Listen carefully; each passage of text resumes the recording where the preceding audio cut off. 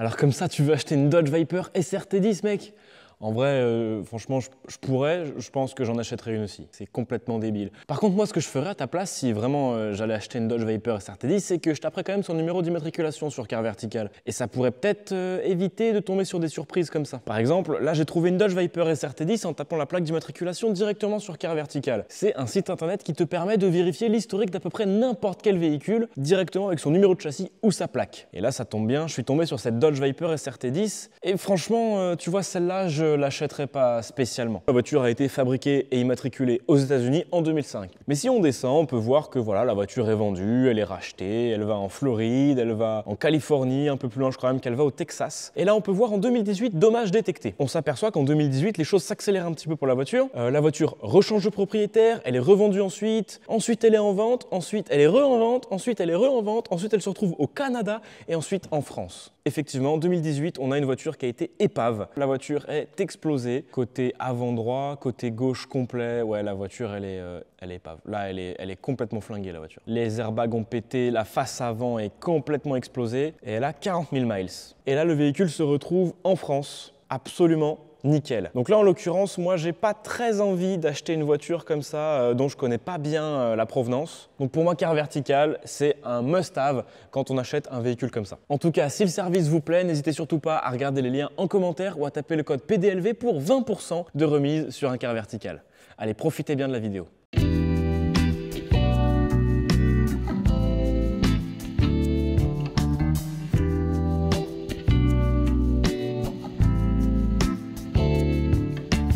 Alors il faut savoir que dans cette vidéo, mon micro a cessé de fonctionner, donc vous aurez le son de l'iPhone original.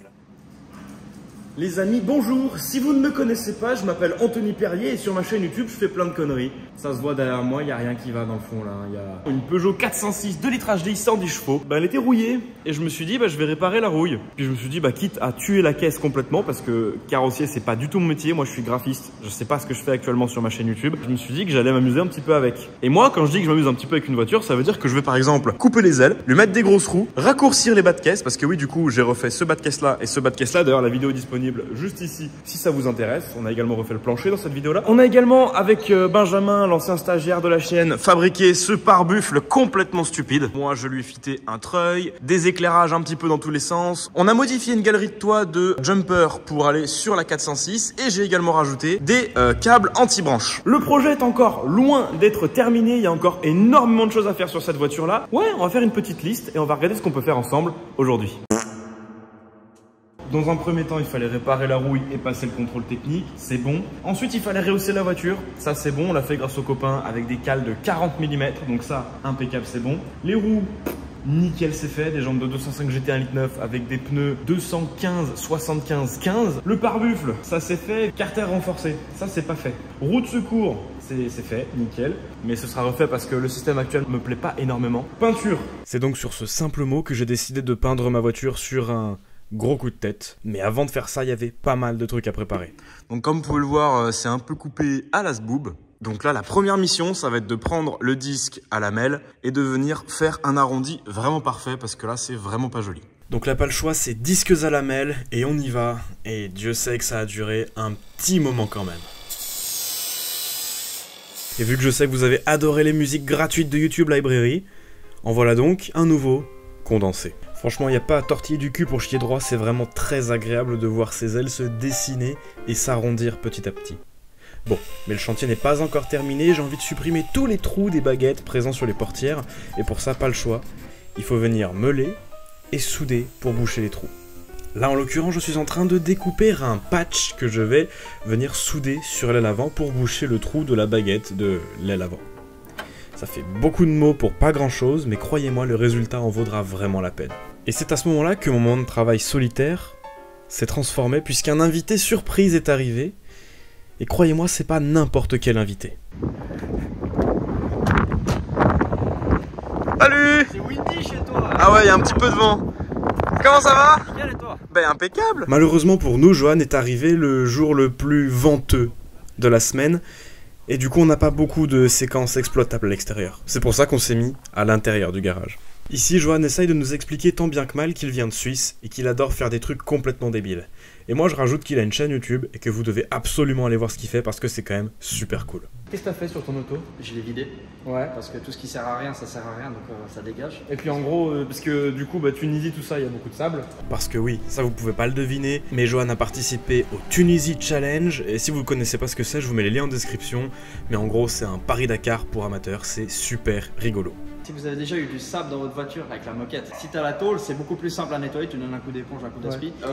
Au Maroc, tu peux avoir des passages dans des rivières. Si tu as de l'eau dans la moquette, ça reste humide, ça se glisse dessous. Donc si tu n'as rien, c'est beaucoup mieux. Monter des pneus au flanc pour rehausser le véhicule, et aussi quand tu dégonfles tes pneus dans le sable, c'est ta meilleure portance. Renforcer sous le moteur pour le protéger le carter, même si je l'ai quand même pété. On s'était planté au moment où je roulais dans le sable, et au moment où tu sais sortir, d'un coup je passe à côté de la voiture. Je vois ça, plein d'huile dans la jante, je regarde dessous, et voilà le résultat, le carter bulle percé.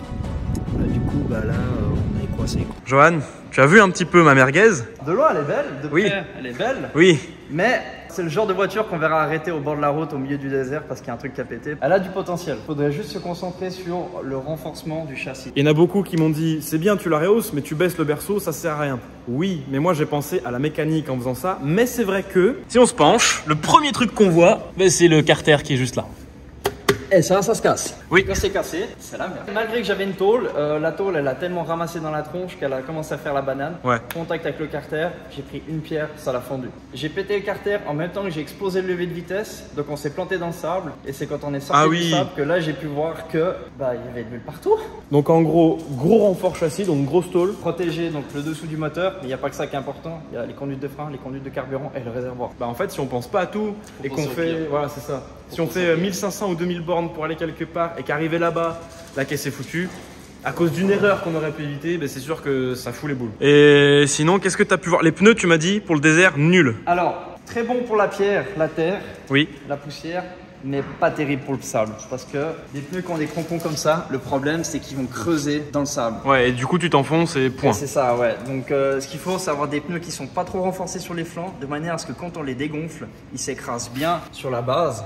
Et c'est ça qui va permettre de flotter dans le sable. Sur ma voiture, pour aller dans les dunes, avec du sable qui est souple, je l'ai dégonflé jusqu'à 0,5 bar. Putain, bien pensé aux pneumatiques, bien pensé à la protection du châssis. T'es même pas forcément obligé de rehausser, si? T'es pas obligé, mais c'est mieux. Le problème, c'est quand on a le véhicule qui est vide, qu'on le regarde, on se dit, ouais, c'est bon. Mais une fois qu'on a la tente, les pièces de rechange. Mais tu mets facile les quoi, outils. 200-300 kilos? Ouais, ça va vite. Hein.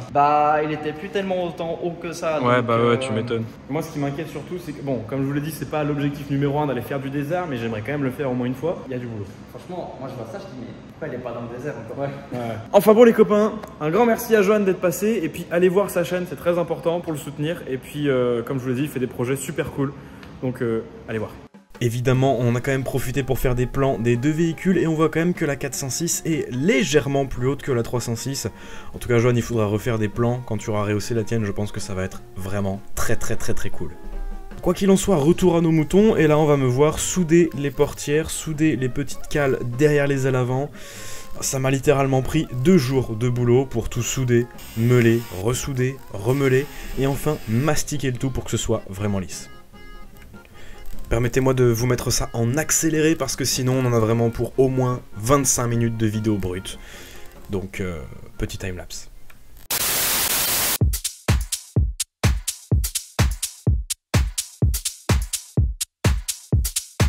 Est-ce que vous êtes chaud ce soir? Un grand merci à Giro Sud-Est, concessionnaire Vespa de Bourg-les-Valences pour le nettoyant frein. Non, en vrai, c'est une super concession spécialisée Piaggio, Vespa, Gilera, Aprilia et Moto Guzzi à Bourg-les-Valences, donc n'hésitez pas les copains.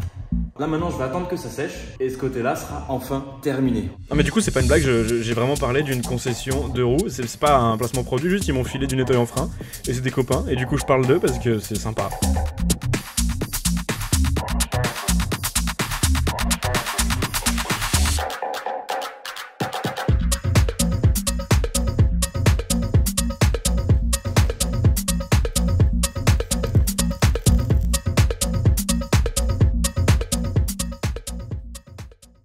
Bravo, ton trou est maintenant bouché.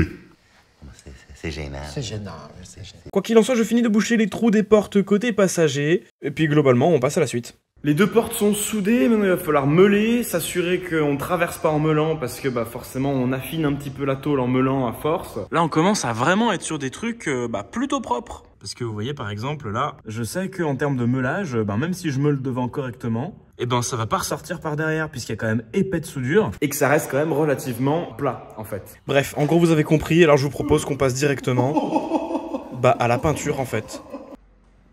Mais bon, avant la peinture, il faut quand même pas négliger la préparation, alors ponçage. En ce qui concerne le ponçage, on y va donc à la ponceuse orbitale au grain 220 et on termine dans les petits recoins à la main avec un grain un tout petit peu plus fin. Vous l'aurez compris, ça va pas être une peinture cabine au pistolet avec une peinture hors de prix, ça va être un truc plutôt simple et par contre je me rends compte que je vous ai pas du tout parlé de la teinte qu'allait recevoir la voiture. Je vous propose donc de découvrir ça comme ça. C'est le premier spray d'une longue lignée. Par contre, on va quand même commencer par les bords parce que peindre à la bombe, c'est comme peindre au pistolet. On commence par les bords et ensuite on remplit. Alors oui, je fais ça à la bombe de peinture de marque Montana. C'est de la 94, donc de la peinture avec un rendu mat. Référence Inca Brown. En prononciation anglaise, ça fait Ink Brown. Oui, c'est une peinture qui couvre énormément. Et du coup, je vais me payer le luxe de faire seulement une seule couche sur la plupart des éléments de la voiture. Pourquoi ? Parce que de toute façon, c'est une peinture qui va être abîmée. Ça sert à rien de mettre 25 couches pour une peinture qui va se prendre des branches. Peindre à la Montana, ça a plusieurs avantages. Déjà, ça coûte extrêmement peu cher. On est quand même à un peu moins de 4 € la bombe. Alors oui, ça a augmenté. Avant, c'était un peu moins cher. Et en plus, ça sèche ultra vite au toucher. Donc, les éléments peuvent être remontés assez vite. Et ça, c'est plutôt super cool.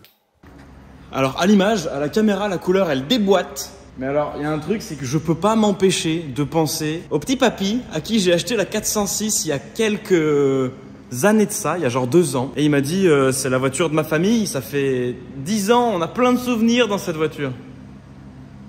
Ah ouais.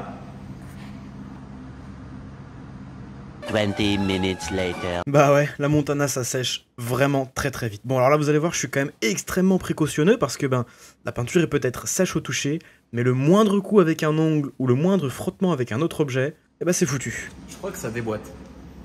Franchement les gars, je crois que je suis fan de ouf. Déjà d'une parce que ça fait genre elle est neuve, parce que c'est une couleur unie. Comparé à ça, c'est sûr que c'est un truc de ouf. Demain, je me motive. Je fais tout le latéral. Spoiler alerte, vous vous doutez bien que non. Bon, les copains, c'est le lendemain. Et aujourd'hui, je compte avancer énormément. Non mais Anthony, écoute, ça fait des années que tu parles comme ça. Et là, en l'occurrence, les gens savent que non. Je vais également faire un biton sur la voiture. C'est-à-dire que tout le bas de caisse, comme ça, ce sera noir mat. Sur le pare-choc avant, il y aura un tout petit peu de beige en délimitation. Et en fait, la délimitation se fera au niveau du haut des anciens bandeaux de porte, qui sont donc ici supprimés et complètement lissés, en gardant quand même l'embossage parce que je trouve que c'est super classe. Et du coup, pour le pare-choc arrière, à partir d'ici, ce sera noir et ça, ce sera en beige. Il y a encore un boulot vraiment monstrueux sur cette voiture-là en termes de carrosserie. Et je vais essayer d'avancer le plus possible aujourd'hui. Et pour les intérieurs de porte, soit je verrai plus tard, genre demain, après-demain, peu importe, soit je verrai pas. Simplement. Je commence donc le démontage pour commencer un masquage à peu près correct sur le véhicule. Et en fait, le masquage avec le ponçage, c'est une des étapes les plus importantes quand on fait une peinture sur un véhicule, parce qu'on a tous déjà vu une voiture qui a été mal préparée ou mal masquée. Nice. C'est juste dégueulasse. Alors, auquel à la voiture, c'est pas vraiment un chocard, c'est une voiture qui va prendre de la boue, des cailloux, des graviers dans la gueule. Mais je veux quand même que ce soit minimum propre. Bon, donc là l'idée c'est que je vais commencer par cette portière conducteur pour me remettre un grand coup de boost. Comme ça après je pourrai poser l'aile à côté et on aura un rendu plus ou moins final sur en tout cas la partie 3/4 avant. 20. L'avantage de la Montana, c'est que c'est une peinture qui est extrêmement lourde. Ça fera très peu de vapeur qui ira se poser un peu partout. En revanche, il fallait quand même mieux masquer que ça, Anthony. Vraiment, ça se voit là. Il y a la moitié de la vitre qui est exposée.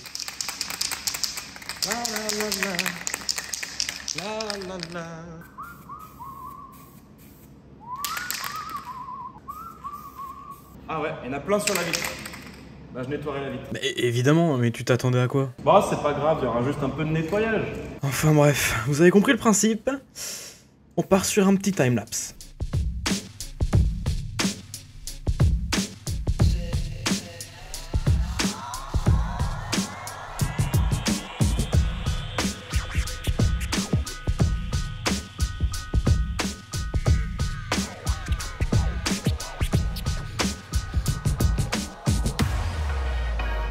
Et regardez si ça c'est pas cool, on voit la peinture qui sèche et qui devient mate avec le temps.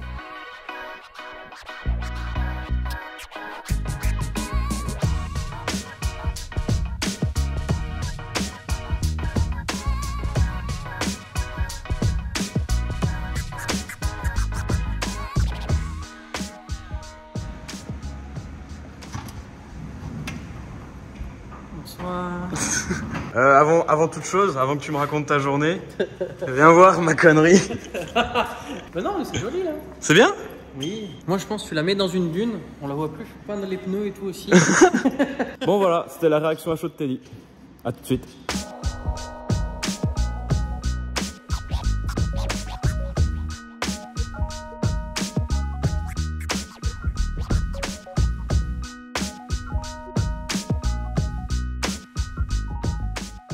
Y a Emilien qui est arrivé.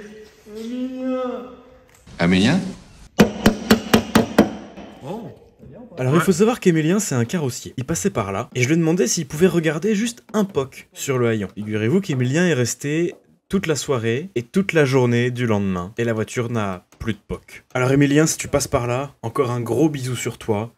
Merci beaucoup. Donc là du coup il a mis des petits coups de marteau un peu partout sur la voiture, enfin en tout cas moi c'est comme ça que je le décrirais. Et puis il y a un peu moins de boss quand même. Du coup là il va m'apprendre à comment faire pour poser un vrai mastic. Alors déjà vous noterez qu'il se la pète parce qu'il s'est ramené avec une ponceuse qui vaut approximativement 10 fois le prix de la mienne. Et ensuite il a recommencé à mettre des grands coups de marteau dans ma voiture. Alors notez que si moi je mets des grands coups de marteau dans ma voiture, j'empire les choses. Lui j'ai l'impression qu'il les améliore. Alors par contre, le fait qu'Emilien soit là ne change absolument pas le fait qu'il faille poncer la totalité de la voiture. Donc je ponce mon mastic, mais qu'est-ce qu'il fait lui? Qu'est-ce qu'il fait? Tu fais quoi Emilien? On rattrape la connerie de Monsieur Anthony. Ne jamais laisser son mastic sur les spatules. Parce qu'après tu te fais chier à enlever ça. Mais j'avais plus de diluant. Oui. C'est le moment ASMR.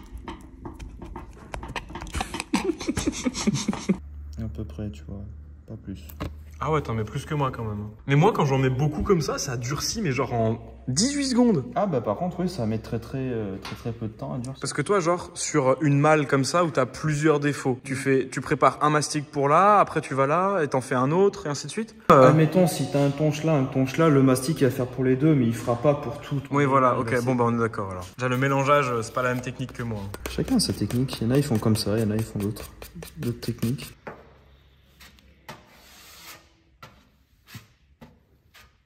Mais toi en plus tu sais où étaient les zones où il y avait besoin de mettre du mastic et ainsi de suite. Moi je fais au feeling. Et là il n'y a pas très épais pour autant quoi. Là même si je mets 1 cm de mastic, d'ailleurs on va poncer, il y aura plus grand chose. Faut pas chercher à mettre des grosses épaisseurs dès le début, t'arriveras pas, ça va te faire... un gros pâté. Ouais, un gros pâté, ça va te faire des bulles.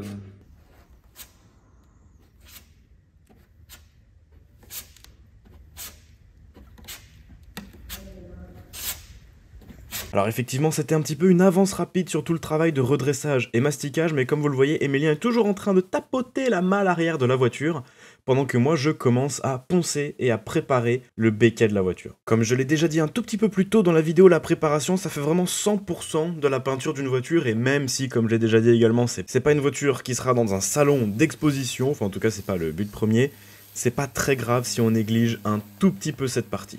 Donc là en gros c'est du dégrossissement, plus que de la vraie préparation.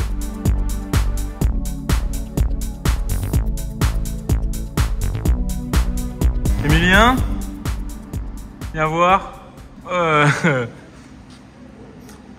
Ça coule chef. Oh elle est pas belle celle-là. T'as beurré hein. J'ai essayé de charger en dessous pour combler la coulure. Mais pas que dessous.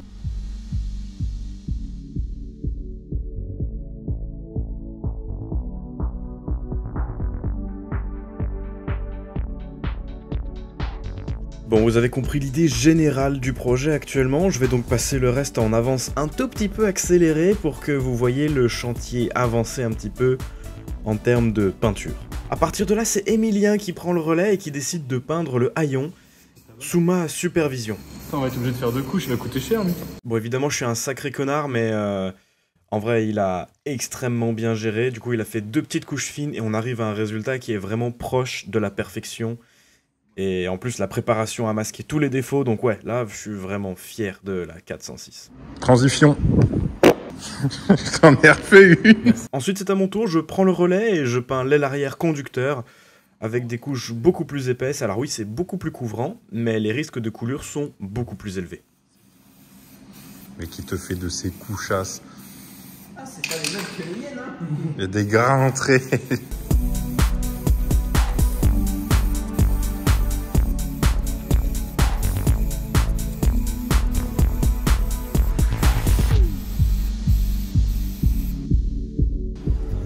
Les copains, on se retrouve quelques jours plus tard devant la 406. Et aujourd'hui, eh ben, on a quelques petits copains qui sont venus nous aider. Emilien qui est encore là. Je parle pas de toi, je parle pas de toi. Il y a Emilien, le chef carrossier du projet qui est arrivé. Et puis ici, on a Phil de Gas Guzzlers. Bonjour. Ah, puis il y a Thomas aussi. Thomas, il nous fait des photos. Thomas, il fait des photos aujourd'hui. Parce que des photos, il y en aura beaucoup à faire. Parce qu'aujourd'hui, on va se consacrer sur le toit de la voiture. Je pense qu'on va se consacrer dans le toit de la voiture.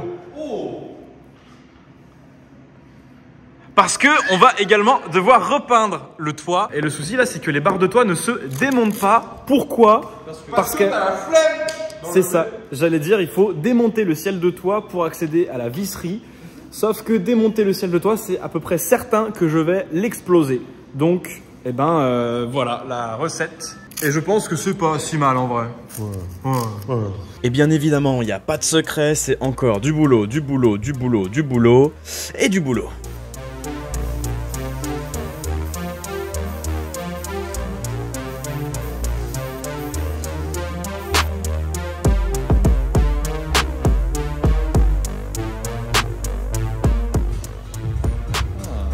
Hop, pause. Et voilà, il est nickel. Bon, ça se voit moins déjà. Grand succès.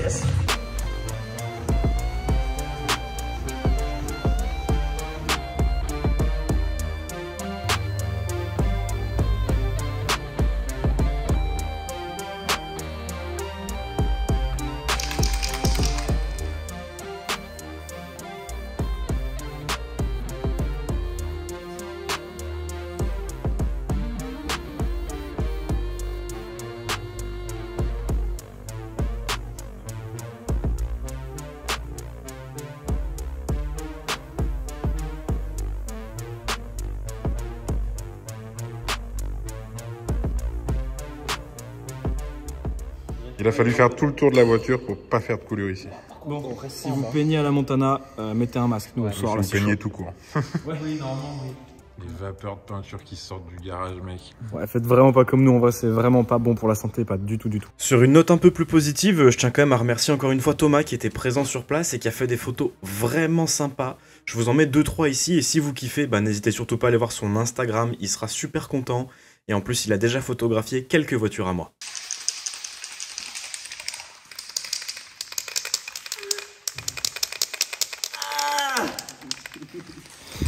Bizarre.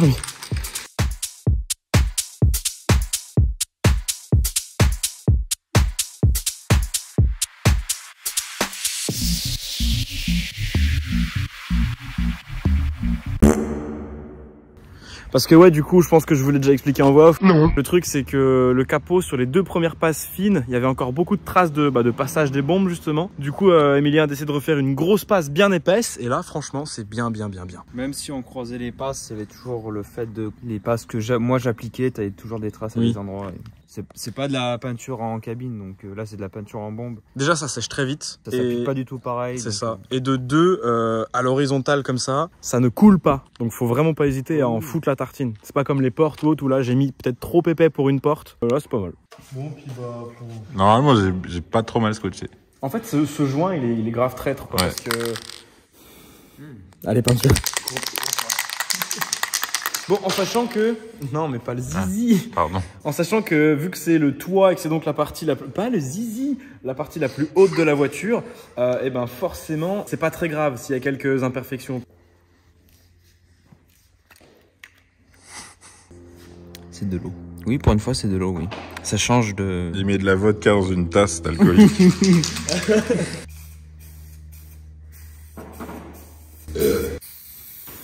Ça va être si long. Ça va prendre tellement 8 heures. Mais non, regarde, t'as déjà fait à moitié. De la moitié. la moitié du tiers du quart. En réalité, c'était pas si long puisque j'ai mis à peine 14 minutes pour faire le toit dans son entièreté.